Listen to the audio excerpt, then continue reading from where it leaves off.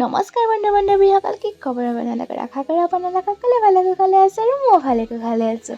আৰু আজি হৈছে মহাশিৱৰাত্ৰি। তো আজি ভিডিঅ'টো আৰম্ভ কৰিছোঁ আমাৰ ওচৰতে থকা মহামৃত্যুঞ্জয় মন্দিৰৰ পৰা। তাৰ ভিতৰত গৈ দেখিলোঁ কি বহুত মানুহ আছে আৰু সেইকাৰণে মই ভিতৰত ভিডিঅ' কৰিব নোৱাৰিলোঁ। তাত চাকি ধূপ জ্বলাই মই ঘৰলৈ আহিলোঁ। আৰু এতিয়া মা আৰু মই যাবলৈ ওলাইছোঁ। আমাৰ ওচৰতে থকা SB কোৱাৰ্টাৰৰ কাষত এটা শিৱ মন্দিৰ আছে আৰু তালৈকে আমি দুটাই যাম এতিয়া। আৰু এয়া যে আহিছোঁ, ৰাস্তাটো দেখিছেনে?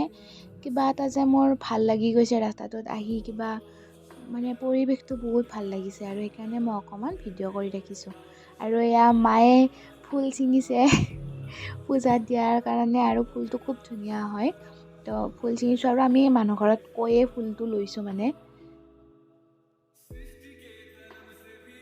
আৰু এয়া আহি পালোঁ আমি মন্দিৰটো। বলকচোন মন্দিৰটোৰ ভিতৰলৈকে যাওঁ।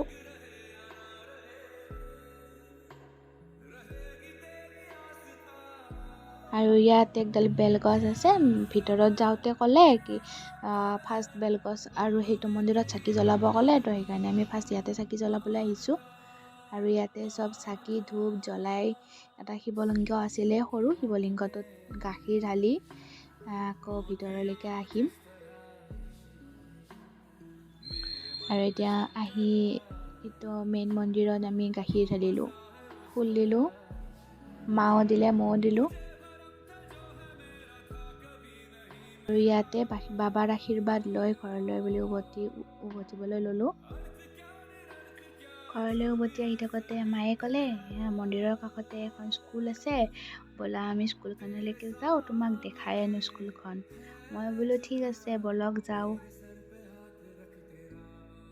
আমি আহি পালোঁ স্কুলখন, আৰু স্কুলখনৰ নাম হৈছে লক্ষ্মীনাথ বেজবৰুৱা মধ্য ইংৰাজী বিদ্যালয়। আৰু এই স্কুলখনত মাৰ বহুত স্মৃতি জড়িত হৈ আছে।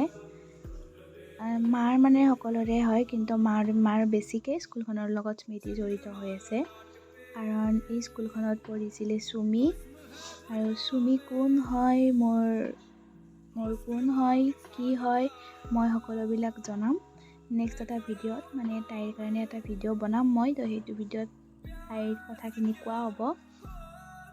আজি মই নকওঁ, জাষ্ট আপোনালোকে জানি থওক যে এইখন স্কুলত চুমিয়ে পঢ়িছিলে, আৰু সেইকাৰণে মায়ে মোক স্কুলখন দেখাব লৈ আহিছে। আৰু স্কুলখনত মায়ে মোক এটা কোণা দেখাই দিছে। তাই ক'ত কি কৰিছিলে, ক'ত খেলিছিলে, চববিলাক মোক দেখাই দিছে। আৰু তাত থকা বাইদেউসকলকো লগ পাই খুব ভাল লাগিল।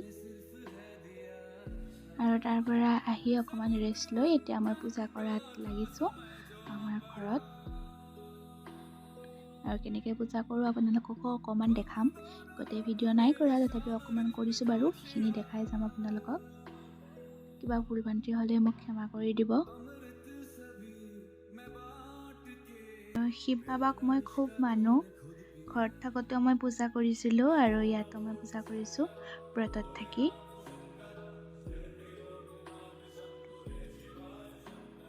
আৰু এয়া থাপনাখন সজাই মেলি চাকি ধূপ দিলোঁ, শৰাই দিলোঁ। মই যিখিনি পাৰিছোঁ মই সেইখিনি কৰিছোঁ। কিবা ভুল ভ্ৰান্তি হ'লে আপোনালোকে ক্ষমা কৰি দিব।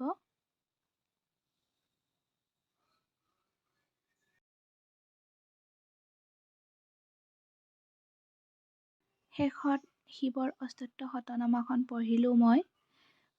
আগতে মায়ে পঢ়িছিলে, শুনিছিলোঁ, কিন্তু মই নিজে পঢ়া নাছিলোঁ কোনোদিন।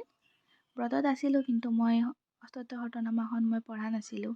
আৰু আজি ফাৰ্ষ্ট টাইম মই শিৱৰ অষ্টোত্তৰ শতনামখন পঢ়িছোঁ।